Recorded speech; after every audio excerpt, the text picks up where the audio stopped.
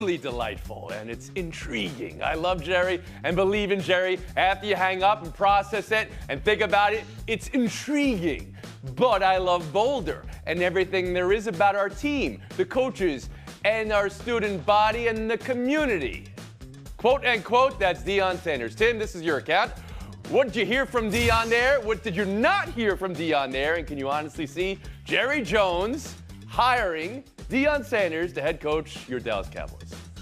I heard Deion making it sound like it was almost a job offer because he said it's intriguing, but then when you think about it, he's talking about Boulder. I don't think it's gone that far or will go that far. I think he sees Deion as somebody who's interesting. I honestly think Deion is better in college as a motivator, and he might be better in an NFL team that needs somebody to lift up the brand. If he wants to go to Jacksonville and put the Jaguars on the map, that would work for them. The Cowboys are on the map. Oh, yeah? Are the Cowboys they? Are on the brand the Cowboys are on. They're on too much of a map. The brand is broke. The brand is solid right now. And get serious about football instead of being on the map. Emily Kaplan, how did you hear Deion there? The most important thing I heard him say is that Jerry Jones reached out to him and not the other way around. And I think he's trying to control the idea that he's flirting with all these other teams, because now that his son is gone and he's coached a Heisman winner, I think it's less attractive or fun for him to stay in college. And it does seem like he's entertaining offers for the NFL. Justin Tinsley, how'd you hear it? Well, Tony, to hear from you is always delightful and intriguing, but I'm not buying too much into this just yet. Honestly, what I want to focus on are Troy Aikman's comments when he said the Dallas head coaching job is not a coveted one right now. I honestly agree with that. Owning the Dallas Cowboys is glorious. Coaching the Cowboys doesn't seem like that. No one believes you're the power broker within the organization, and the owner only wants to win on his own terms. So it's like Jerry is looking for the 9th head coach during his tenure with Dallas. And it's all because he's still haunted by what he did to the first one in Jimmy Johnson. This is all a result of that. I say it all the time, and I mean Frank Isola. All right, I can't believe I'm going to do this. I'll defend Jerry Jones from this standpoint. And I like Troy Aikman, but to say that it's not coveted, Mike McCarthy stuck around for a while. After a lot of those playoffs, early playoff exits, everyone thought, all right, he's gone. Jerry Jones stuck with him. I still would have stuck with Mike McCarthy. I think he's a good coach. As for Deion is very smart.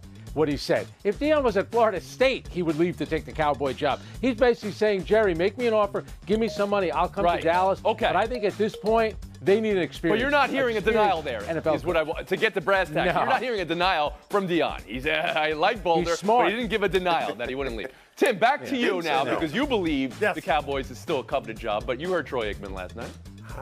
It is coveted only in a strange way. It's not what it should be. You have the most money, you have the biggest stadium, you have the biggest TV ratings. You should be able to get the best coach in the league, and you can't because of the structure and people knowing they have to be basically subservient to this 83-year-old owner general manager who's all over the place. He might land your helicopter. His helicopter in the middle of your practice field, so you got to watch out. Well, the new head Dallas coach might be one who is inclined to do that as well. So let me ask you, give me the percentage chance Deion Sanders coaching the Cowboys in September, Tim. 15. Emily Kaplan? 50. Wow. Justin Tinsley? Whoa. 35. Frank Isola? Well, obviously, Jerry knows what he's going to do because he just got rid of Mike McCarthy. I'll put it at 25. Obviously? I don't know if there's an obvious. I don't think that's obvious. We'll move on. Buy or sell too. Why? News He just today got rid from of the guy. Pittsburgh. It's Steelers head coach Mike Tomlin's exit presser. Certainly there's change that comes with this time of year. Certainly there's change that comes when we don't have the desired outcome, and so those are just the realities of the business. I would imagine there's going to be some things that change around here on a lot of levels. It's an imagination of change, but there's really no detail. Emily, buy or sell Tomlin there? You think what changes should be front and center? Yeah, well, I think offensive coordinator. I think it's insane that they somehow regressed on first down offense from Arthur Smith and Matt Canada. They also got to draft better. The lack of good drafting is why they didn't have depth, and we know the quarterbacks have been bad. But do you believe there's any change in the coaching, the head coaching position? Tomlin, of course, is implying he's coming back, but there was some thought there. Maybe the team might try to trade, or maybe they should. Emily? No, I think stability and head coach is okay here. He's going to be the scapegoat for a lot of other people's failures, so I think he stays. Offensive coordinator's got to go. Yeah, I think there's a lot of things that need to be addressed with this team. The defense, as Emily just said, the offensive coordinator. but this all boils down to one problem. Mike Tomlin and the Pittsburgh Steelers have not had a franchise quarterback in almost a decade. So until they address that, until they find lightning in a bottle again with the franchise quarterback, it's going to be more of these issues in Pittsburgh. How dare he lose to Baltimore and Lamar Jackson on the road in the playoffs?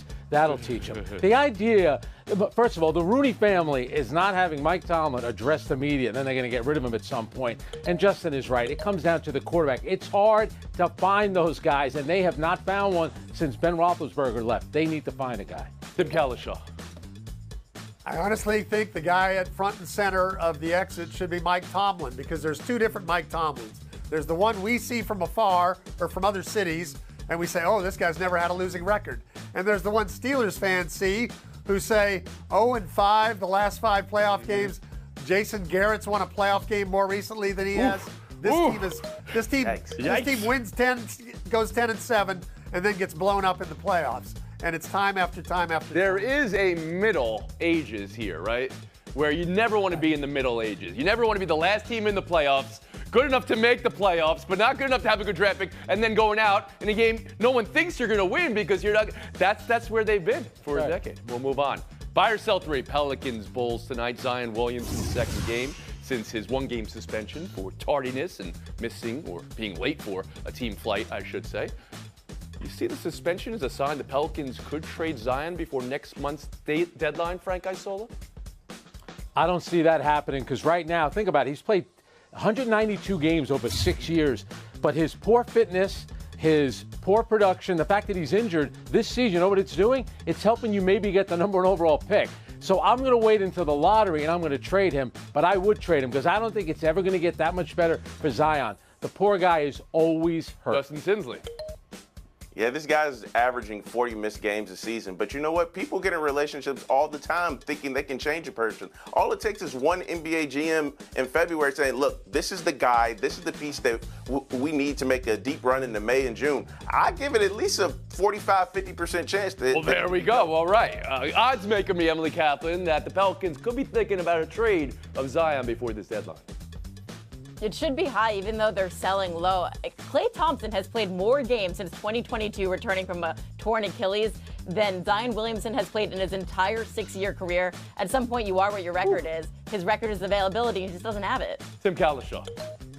There's 30 teams in the NBA. Most of them, a lot of them don't get chances to compete for a long time. I still think the Pelicans' only chance is the healthy year from Zion when he mixes in with the others. And if you're saying they might get the first pick with that, then I'll take my chances on. So no trade. And wait, you're not talking about chances. This year of turning it around, right? I mean, they're no, not this year. Oh, well, not this year. Because somebody did tell me in their season preview, one team to watch out for. If they stayed healthy. If they stayed healthy. You did say it. I mean, you had them winning the Western Conference, I believe. One game. I believe you had them winning the first game. Oh, my goodness. If. Emily Kaplan, Justin Tinsley.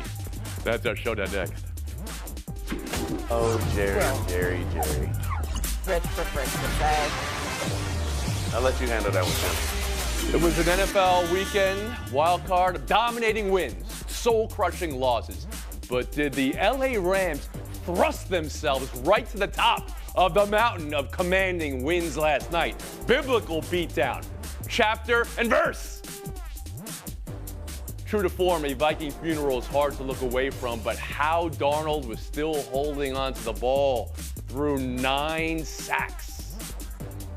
Tim Kalishaw around the horn to you. Have come to praise the inner excellence of the Rams or bury the mirage that was the Vikings? You know, I certainly think the Rams are worthy of praise. They blew out a 14-win team, and they did it on a neutral field. There were plenty of Vikings fans in Arizona last night. Stafford was smooth as ever. But I can't get past the 14 wins. This is the first 14-win team ever to have to go play in a wild card game. 14-2 until they lost to Detroit last week.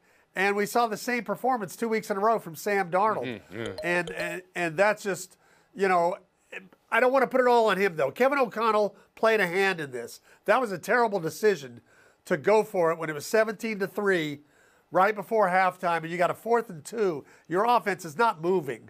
You're giving the Rams the ball at midfield. You're going to get the kickoff in the second half. You can live with a 14-point deficit and try to survive. You can't just throw an out route, incomplete, let the Rams march in 24-3, game over. So Darnold was horrible, and he was their biggest problem. But that was not a great night for the head coach. Emily Kaplan, have you come to praise the Rams or bury the Vikings? I'm going to give flowers to the Rams. I think that this is a team that's been a model of how to retool on the fly. The defense was absolutely fantastic. But everything negative that has been said and we're about to say about Sam Darnold, the opposite is true about Matt Stafford, who is the epitome of what it has to have a quarterback with experience and poise. It was his 6th straight playoff game where he completed more than 65% of his passes and had multiple touchdowns. He knew exactly when to take a hit, how to take a hit. And I think that play in the second quarter, yeah, which is not what Sam Darnold did. The play in the second quarter, though, when they initially ruled it a fumble, and then afterwards they reverse it back, and Matt Stafford said, I knew exactly where the defender was. I knew exactly where my receiver was, and that was trouble pass was on purpose. That was the turning point in the game. And so I think that Matt Stafford is the reason that the Rams won Justin Tinsley around the horn to you.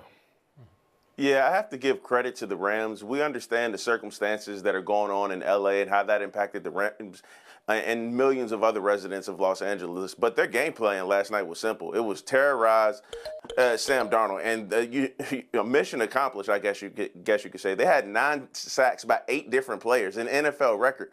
12 Rams had at least one pressure on Sam Darnold last night, who looked like he was a true deer in the headlights. I can only imagine that Sam Darnold's agent probably looked like he got 1,000 mute buttons last night, because I just saw a contract going up in flames thanks to the Rams. But again, credit to the Rams defense, but credit to the Rams offense. Matt Stafford completed 12 passes to running backs and tight ends for 113 yards and a touchdown. And when you're going into a place like Philly next week, if you can dominate and get pressure on the quarterback on defense and control the clock on offense, you at least give yourself a chance going into a hostile environment. For Stafford. Yes, Frank Isola around the horn to you. Yeah, Sam Darnold famously said once as a member of the Jets, I'm seeing ghosts out there. He was seeing the Rams all night in his face, so their game plan was outstanding, and the Rams do deserve a lot of credit. Getting displaced from the Wildfires, you don't get a home game, it's a neutral game, and they were dominant. Sean McVay's an excellent coach. They've rebuilt this team from one that won a Super Bowl. But Sam Darnold, come on, the fumble that led to the touchdown was demoralizing. And to Tim's point, the 4th and 2 play ended the game. That you can just see the life came out of the Minnesota Vikings on that play. And what do the Rams do? They march right down the field, just like Baltimore did against Pittsburgh. That late first half touchdown was the killer. It was game over at that point. I get it. You get sacked 9 times. That's on your offensive line. Their defense was great. But Sam Darnold, come on, my man. You got to get rid of the ball. 9 sacks, especially on the 4th and 2. That was a disaster. I wonder. We've seen quarterbacks struggle this weekend. Justin Herbert and Jordan Love, and I bet you Baker Mayfield is going to be thinking long and hard about those mistakes he made at the line. But no one stood to lose more than Sam Darnold this weekend. So my question, Frank, is did last night and maybe the last 2 games change how you think his offseason goes and the Vikings? Yeah. Yeah, he may have lost money, but I think in a league that needs quarterbacks, there are enough teams out there. They're going to take a shot on a guy that won 14 games. The fact that Minnesota drafted J.J. McCarthy, he's going to be their guy. So I think they're just looking for a stopgap. Sam Darnold will price himself out, believe it or not. He still won 14 games during the regular season. And if he'd only played a little bit better in that game against Detroit, they would have had a bye week and they would have had 2 home games to go to the Super Bowl. I'm not going to – what he did yesterday doesn't erase everything that happened, but you have to be fair. Can you win 3 playoff games, a minimum of 3 playoff games, to win a Super Bowl with him? I'm not so Tim sure. Cowlishaw? You know, I think the instant reaction is he lost a lot of money, and I'm sure he lost some, but I think there's enough teams with openings, and I don't think this is a draft where you're going to see a lot of fix your team right away in the first round quarterbacks, that there are going to be enough, there's going to be a couple teams that look at those 14 wins and study those tapes and try to figure out how to have a better offensive line and better protection. And I think he's still going to get his money elsewhere, not in Minnesota. Emily Kaplan. He totally bailed this team out because they had a really hard decision to make before these two games. Like, what do you do at quarterback next year? And now it's quite obvious. You give it to J.J. McCarthy and you find a veteran quarterback, whether it's Sam Darnold or someone else to support him. He was so bad that I literally was asking, like, can we put Daniel Jones out there? Could Daniel Jones be better? Like, that's how bad it got in the second half. But I don't want to absolve Kevin O'Connell either, because I feel like before this game, we were talking him like the second coming of Vince Lombardi. Teams were going to trade for him. And not only did Tim point out that mismanagement right before the half, but down by 3 scores, there was no adjustment. They kept doing conservative run plays. Like, no one was hurrying up. That's a huge issue. And it's so many offensive weapons. It's not just Justin Jefferson. Jordan Addison looked amazing. Aaron Jones was going. The fact that they couldn't get any of them going is on the coaching staff as well. It was humbling. Yeah, I mean, Kevin O'Connell was right about one thing. You can't erase all the good things that he did during the regular season. You can't erase the 14 wins, the 4,300 yards, or the 3,500 touchdowns.